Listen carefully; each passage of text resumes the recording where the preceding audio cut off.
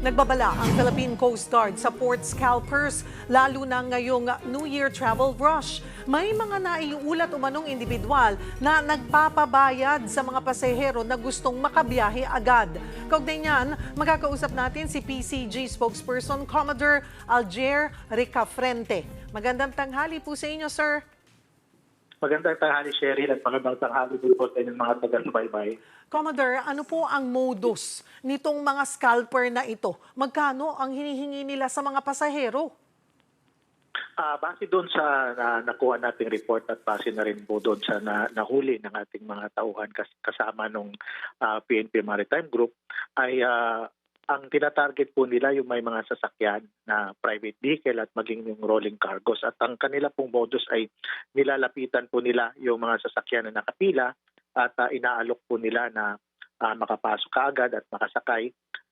Yung mga private vehicle sa report po ay hinihinga nila ng 2,500 at yung mga rolling cargos naman ay umaabot sa 5,000 yung kanilang hinihingi kapalit na makapasok sila ng mabilis doon sa loob ng pier.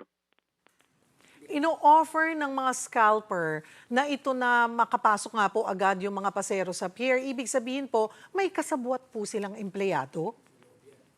Kaya nga po, kasama din po yan sa tinitingnan natin yung kanilang mga kasabwat dahil doon sa nung nahuli po ng mga pinagsamang pwersa ng PNP Maritime Group at ng PCG, yun po ang isa sa nakikita natin na meron silang kasabwat, kasabwat nila yung mga security guard or maging yung mga tauhan mismo ng mga shipping company.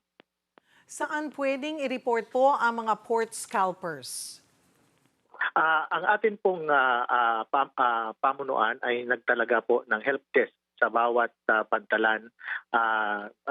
Kasama po natin dito yung mga concerned agencies like PPA, PNP, local government unit doon sa mga pantalan na nagtalaga tayo ng help desk. So maaari po nila silang lumapit doon para ipagbigay alam ang kanilang mga concern, parte man ito ng kanilang pagbibiyahe o may mga ganong pagkakataon. At meron din po tayong mga nakakalap na mga tauhan dyan sa loob ng mga pantalan na kung kanilang makita man, hindi kailangan pupunta sila doon sa help desk na maaari nilang isumbong ito at maaari din makapagbigay ng tugon sa kanilang mga pangangailangan. Ano po ang paalala natin sa mga pasahero ngayong New Year travel rush? Pinapaalalahanan po natin ng ating mga kababayan na nakatakdang bumiyahe na kung maaari, dahil alam natin na dagsana naman ang mga pasahero para gunitain ang bagong taon kasama ang kanilang mga pamilya sa mga probinsya na travel light kung maaari at kung merong mga individual na gustong manamantala sa kanila na manghingi ng kaukulang amount para makapasok sila agad o makasakay sila agad, ay sana po huwag nilang ipatronize ito dahil pag sa sandaling kanila itong ipatronize ay na-encourage na tuloy-tuloy itong gagawin na magdudulot ng kaguluhan sa iba pang mga pasahero.